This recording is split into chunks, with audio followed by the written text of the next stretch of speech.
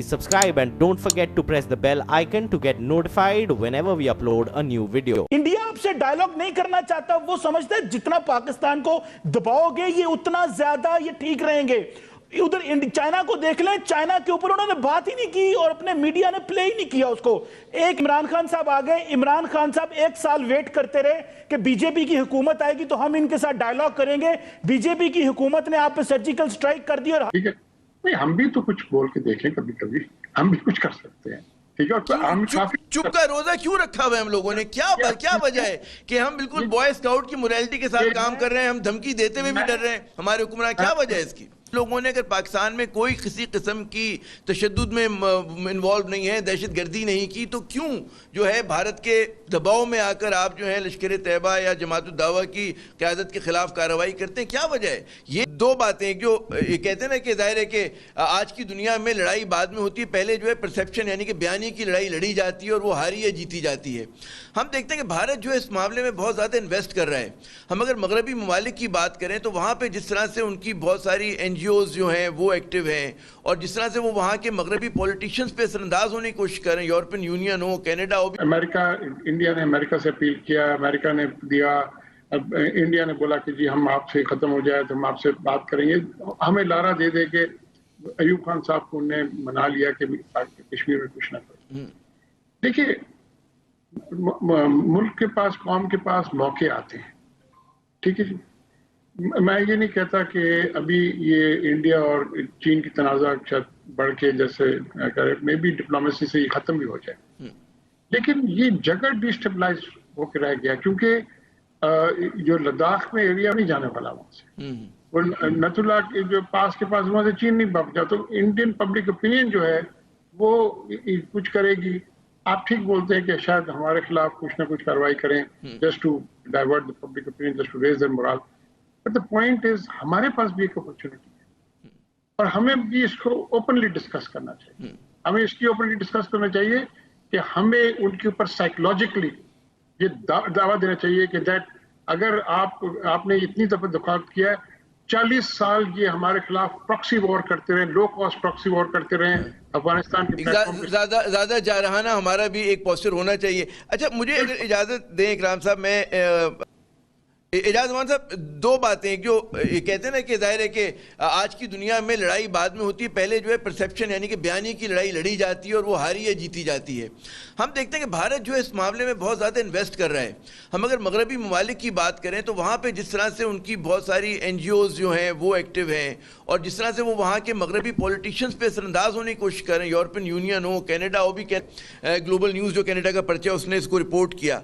इसी तरह हम देखते हैं कि अगर यूरोप की बात करें, यूरोपियन यूनियन की बात करें, वो लास्ट ईयर जो है नवंबर दिसंबर में एक पूरा 27 मेंबर्स का फार राइट के जो मेंबर्स थे उनका डेलीगेशन श्रीनगर लेकर गए।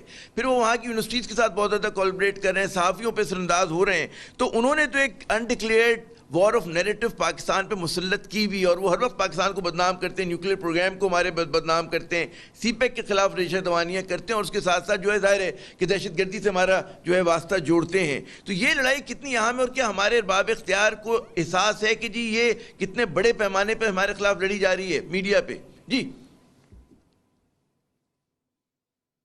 अमृता, देखिए बात सुने, ये जो जंग है ये लड़ी जा रही है और लड़ी जाती रहेगी क्योंकि जो नैरेटिव इंडिया बना रहा है वो स्ट्रेटजिक इंटरेस्ट जो वेस्ट के हैं और जो अमेरिका के हैं इस रीजन में, उनके साथ वो सिंक करते हैं। लिहाजा अगर हम ये कहें कि हम इस नैरेटिव को सिरे से अपरूट कर देंगे और पूरा यूरोप हमारी बात सुननी शुरू कर देगा तो ऐसा कभी भी नहीं होगा। आपने देखना यह है कि आपने अपनी सेंसिटिविटीज को कैसे सेफ गार्ड करना है। ये जो दहशतगर्द तंजीमें सो कॉल्ड थी या जैश मोहम्मद थी या दूसरी जो तंजीमें थी, इनकी लीडरशिप को हम जेल कर चुके हैं, नज़रबंद कर चुके हैं, तंजीमें इनकी प्रोस्क्राइब हो चुकी हैं, इनके एसेट्स और अकाउंट फ्रीज हो चुके हैं और इनके खिलाफ पूरे तौर पे मुकम्मल तौर पे कानूनी कार्रवाई पाकिस्तान में अमल में लाई जा रही है। اس سے بیانڈ نہ ہم کچھ کر سکتے ہیں نہ کچھ کرنے کی ضرورت ہے. ایک سوال کا جواب جب آپ نے لیڈرشپ کو سزا دے دی اور جیل کر دیا. ضمنی سوال, ایک میرا ضمنی سوال, بہت سارے لوگ پاکستان میں شاکی ہیں اس پالیسی کے اوپر. وہ کہتے ہیں کہ جی ان لوگوں نے اگر پاکستان میں کوئی کسی قسم کی تشدد میں انوالو نہیں ہے, دہشت گردی نہیں کی, تو کیوں جو ہے بھارت کے دباؤ میں آ کر آپ جو ہے لشکر طیبہ یا جماعت الدعوہ کی قیادت کے خلاف کارروائی کرتے ہیں؟ کیا وجہ ہے یہ جو آپ جب ہم خود کارروائی کرتے ہیں تو آپ جو مسلح مزاحمت کا بیانیہ ہے, جہاد کشمیر کا بیانیہ ہے, ہم لوگ خود کمزور کر دیتے ہیں؟ اجاز امان صاحب جی. بالکل ٹھیک ہے, میں اسی کی طرف آ رہا ہوں کہ اگر آپ یہ نیریٹو سن کے اپنی پالیسیز بنائیں گے, اگر آپ جو دشمن چاہتا ہے آپ وہ کچھ کرنا شروع کر دیں گے, تو آپ اپنے نیشنل جو انٹرسٹ ہے اس کو کیسے سیف گارڈ کریں گے؟ آج جس اپرچونٹی کو اکرام سہگل صاحب بات کر رہے ہیں, ایک اپرچونٹی آج آپ کو کشمیر میں ملی ہے جو 70 برس میں نہیں ملی تھی. وہ یہ تھی کہ آج تک ہندوستان نے انڈین آکیوپائڈ کشمیر کی لیڈرشپ کو تقسیم رکھا, اور ان میں ایک جو لیڈرشپ تھی جو عبداللہ فیملی اینڈ مفتی فیملی تھی, یہ ہمیشہ سپورٹ کرتے رہے یونین ود انڈیا کے ساتھ جی, اور اس میں آٹونومی مانگتے رہے. حریت والے ہمیشہ آزادی کے طلبگار رہے, وہ انتخابات اور پلیبسٹ کی بات کرتے تھے, اور ایک اور گروپ تھا جو انڈیپینڈنٹ کشمیر کی بات کرتا تھا. تو اس ڈیویژن کی وجہ سے ہندوستان فائدہ اٹھاتا رہا. اب یہ فرما رہے ہیں کہ جی کیش کریں ان حالات کو. ظاہر ہے کیش اگر کرنے کی بات ہو رہی ہے قمر چیمہ صاحب, تو اس کا مطلب ہے کہ عملی مدد کی جائے, اور جو ہم لوگ دشمن کے بیانیے پر ان کے دباؤ میں آ کر اپنے مطلب اپنے ہی لوگوں کے خلاف کارروائی کرتے ہیں, یہ ایک سوالیہ نشان ہے. اور پھر جو ایک نیریٹو کی لڑائی بھارت نے پہ مسلط کی ہے, کیا ہمارے ارباب اختیار کو آپ کے خیال میں اس پہ نظر ہے, کوئی اس کو کاؤنٹر کرنے کی کوئی منصوبہ بندی ہے, نہیں ہے جی؟ دیکھیں, پہلی بات تو یہ ہے کہ جو ریسنٹلی انڈین گورنمنٹ نے آکوپائڈ کشمیر میں 370 اور 35A پہ حالات خراب کیے اور سٹیزنشپ امینڈمنٹ ایکٹ پہ کام کیا, تو پاکستان اور کشمیریوں کو ایک یہ فائدہ ہوا کہ سارے ویسٹرن میڈیا, لبرل میڈیا نے جو ہے وہ کشمیریوں کی آواز پوری دنیا کو سنائی. اس کا فرق کیا پڑتا ہے؟ میں کہہ رہا ہوں اگر بدنام ہونے سے فرق کیا پڑتا ہے, کیونکہ جو مغرب کی ریاست کی قوتیں ہیں وہ تو ساری کی ساری بھارت کے ساتھ کھڑی ہوتی ہیں. اگر اخبار میں ایک آدھ آرٹیکل چھپ جاتا ہے تو ہم اس پہ ہی خوش ہو جاتے ہیں. ہمیں خوش نہیں ہونا چاہیے غالباً, ہم بہت چھوٹی سی بات پہ خوش ہو جاتے ہیں جی.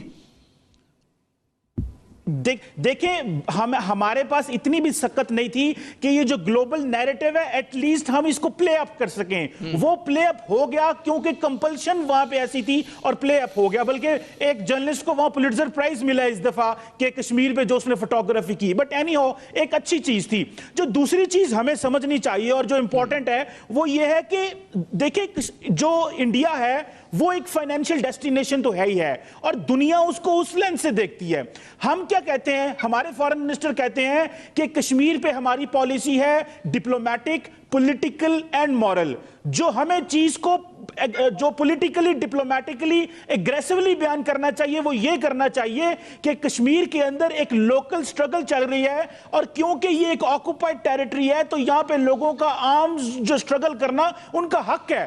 سو یہ جو چیز ہے اس کو اب وہ کیا کرتے ہیں کہ جب اس طرح کی لوکل سٹرگل ہوتی ہے تو اس کو ایل او سی بڑا اہم نقطہ آپ نے اٹھایا کہ ریاض صاحب دیکھیے, جی دیکھیے بات سنیں, جی جی جی, یہ باتیں ساری یہ سب نائسٹیز ہیں, یہ کرنے کی باتیں ہیں. کیا یہ کشمیر ایک ایشو نہیں ہے جو پورے کا پورا کشمیر حل طلب معاملہ ہے؟ کیا وہ کشمیر انڈین آکیوپائڈ کشمیر الگ ہے اور یہ آزاد کشمیر الگ ہے؟ جب پلیبسٹ ہونا ہے یا حل طلب معاملے کی بات ہے تو یونائٹڈ نیشن کے مطابق یہ ایک کشمیر ہے اور تمام عوام اس کی شریک پارٹی ہیں. اگر یہ سب شریک ہیں تو ایک بازو کو وہ کاٹتے جائیں اور دوسرا بازو صرف دعائیں دیتا رہے. وہ یہ نوابزادہ نصر اللہ کا ایک شعر تھا کہ کب اشک بہانے سے کٹی ہے شب ہجراں, اور کب کوئی دعا صرف دعاؤں سے ٹلی ہے, کب کوئی بلا صرف دعاؤں سے ٹلی ہے.